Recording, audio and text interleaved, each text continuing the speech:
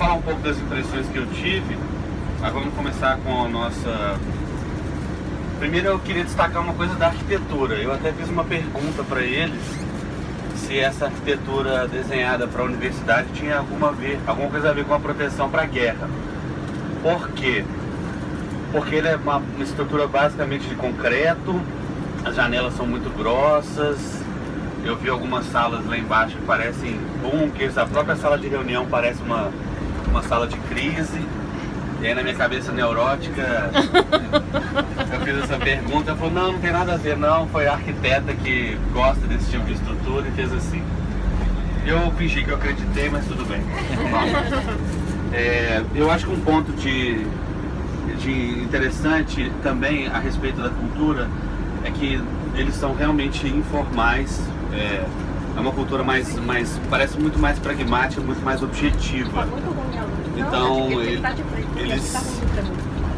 eles são mais informais do que a gente, na verdade do que vocês, né? Porque eu também sou. Então eu achei uma apresentação bem leve, né? Bem rápida da presidente e do chefe do departamento. O que eu destaco, né, é basicamente que ela é uma universidade, como disse, é muito jovem, mas ele tem um modelo que junta a modernidade, né, esse caminho para o digital, mas numa estrutura que lembra muito aqueles cursos que a gente tinha no Brasil, né, por correio, telecurso e etc.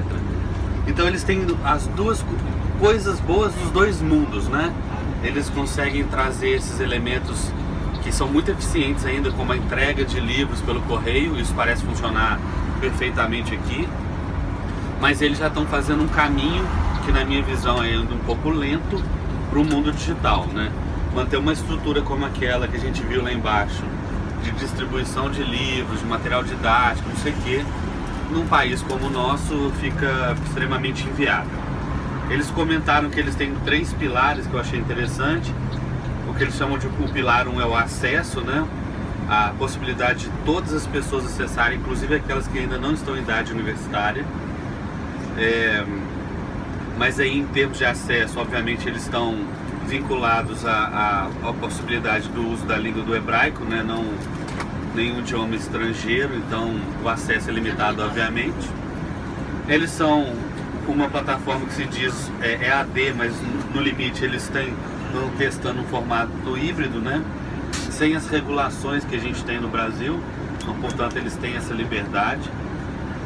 E também o pilar da flexibilidade, ou seja, o pilar da personalização, já que a unidade principal de funcionamento deles é o curso e não a área, o departamento e etc.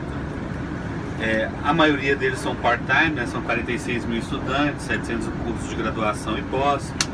Eles têm uma estrutura interessante de que eles têm alguns poucos professores sêniors, talvez eles tenham mais coordenadores de curso e também o que eles chamam de tutores, então deve ser uma estrutura piramidal interessante.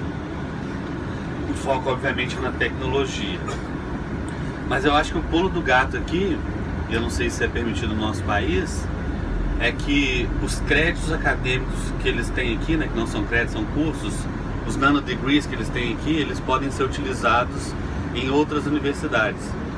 Então, talvez seja um dos aspectos mais interessantes deles, porque eles fazem cursos que devem provavelmente observar os cursos dos outros e assim conseguir fazer cursos semelhantes que possam ser usados como créditos acadêmicos em outras universidades.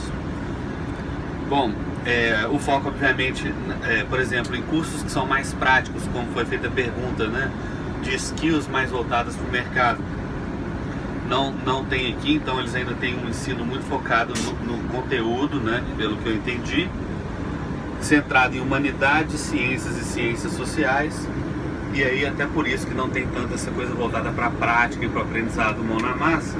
Eles não vão ter obviamente curso na área de saúde, né? Porque isso aí você precisaria de laboratórios, estruturas e etc.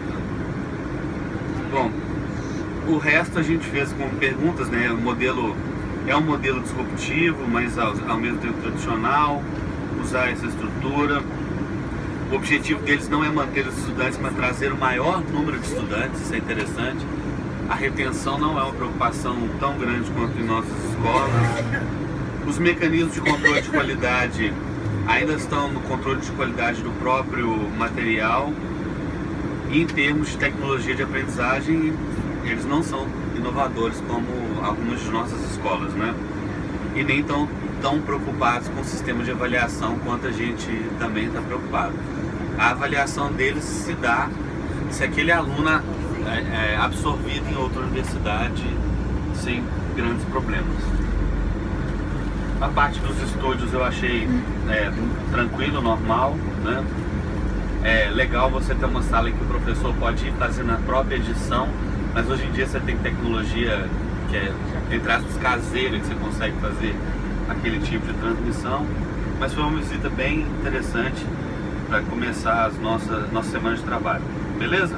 Beleza. Obrigado, gente.